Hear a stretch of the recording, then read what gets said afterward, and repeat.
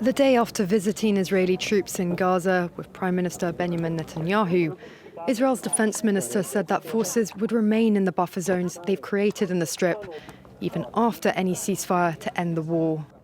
Unlike in the past, the IDF is not evacuating areas that have been cleared and seized.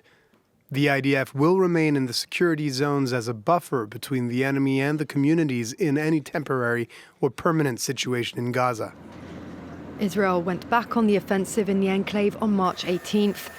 Since then, it has captured more than half of Gaza, widening the buffer zone encircling the Strip, further expanding the no man's land in the north, and once again taking control of the vast Netzarim corridor in the centre, cutting off Gaza City from the rest of the territory.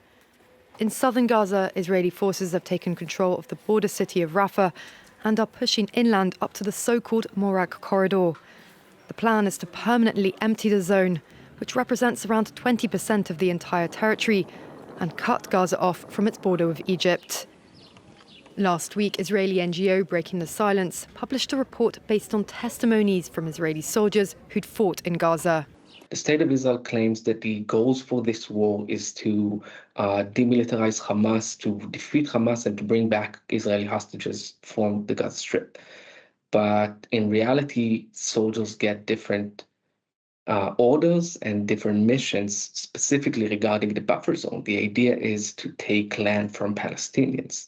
This is both a security issue, but also revenge.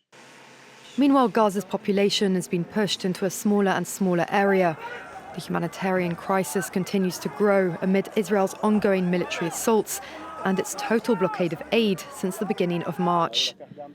Katz said Israel would push forward with a plan to allow Gazans who wish to leave the enclave to do so, though it remains unclear which countries would be willing to accept large numbers of them.